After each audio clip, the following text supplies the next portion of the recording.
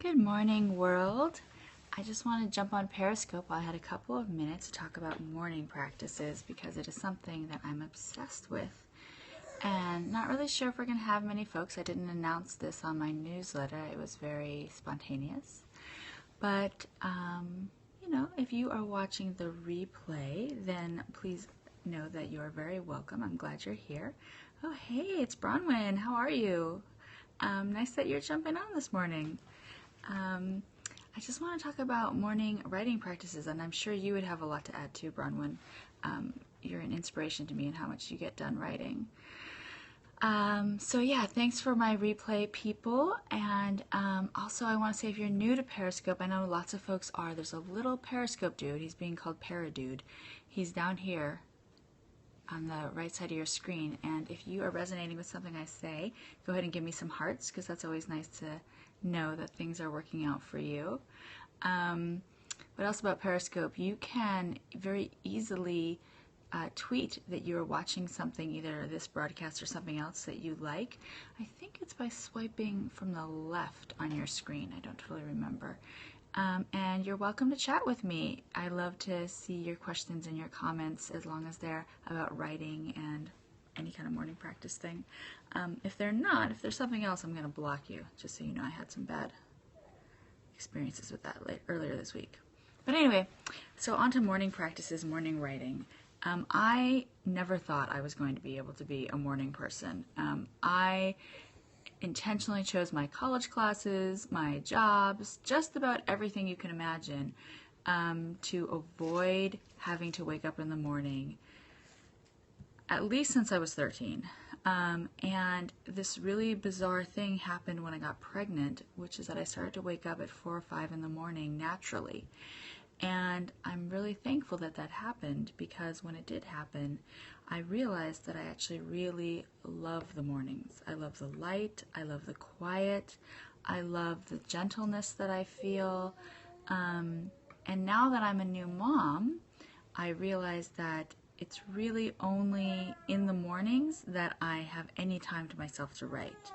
And I know that not everybody who's watching this is a mom or a parent, but I think that many of us can resonate with not being able to find time to write or to do other things that we love. Have a yoga practice, go for a run, meditate, read the nonfiction books that would really inspire us to take that next really important step in our lives, whatever it is. So I want to encourage you to develop a morning practice, and I'm going to give you just a couple tips that have helped me.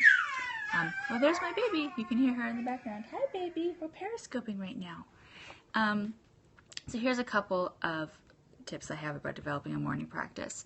The first thing is that your morning practice actually begins the night before. And this is the number one thing that I've done to really help me actually get out of bed when the alarm goes off, is that I really prepare myself for the morning practice the evening before. I have a coffee ritual that I do that I'm really excited about, and I always put my coffee in this cup. And that might not be your thing, but that is my thing. So I get my coffee all ready the night before, my little pour over station set up. I often start my morning with a smoothie or with an infusion that I've steeped overnight. I'll get that ready in the morning sometime, or the night before. Sometimes I'll get oatmeal ready and put it in the crock pot the night before. I will, just like when I was in second grade, I'll put my clothes out the night before so that I can quickly throw them on. Anything that will help me eliminate steps in the morning and get me really inspired to jump up, get out of bed. So that's my first tip to developing a morning practice. Another thing that I would love to encourage you to do if you're taking on writing as a morning practice is the first thing I do when I get up in the morning is I journal for 20 minutes, and I set an alarm. And what this enables me to do, you can see here's my journal. Hello there. I can't really say your name, but hi, welcome. So I will set an alarm for about 20 or 25 minutes in the morning first to journal. And the reason I do that is because if I try to sit down when my brain is still foggy, hi, how are you? Then it makes it really hard for me to write anything, and I get discouraged and I hang up. I get off. So the morning pages really help me just get anything out. And very often, actually, what I write in that first little bit, because there's no pressure on me to work on my characters or anything like that,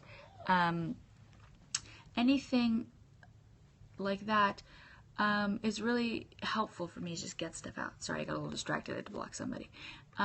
So that's what I do. That's my tip number 2, is to start with something really easy that you want to do. So if you're going to not write, you're going to do something, yoga, go for a run, whatever it is, start easy in the morning, especially when you're first beginning your morning practice. And I want to give you a third tip for a morning practice, and that is to treat yourself. And so you saw that one of my things was coffee. I love it. In the morning, it wakes me up, and that's a treat. I don't drink it at any other time of the day. And it could be something for you that's similar, like something that you like to eat and drink that you only have in the morning. I also light a bunch of candles in the morning. I have a very special space that I do my morning practice. It's a treat for me. So that is my third tip. All right, I'm going to get off this thing because now I am going to get on to my writing. I hope you have a great morning, and I look forward to connecting soon.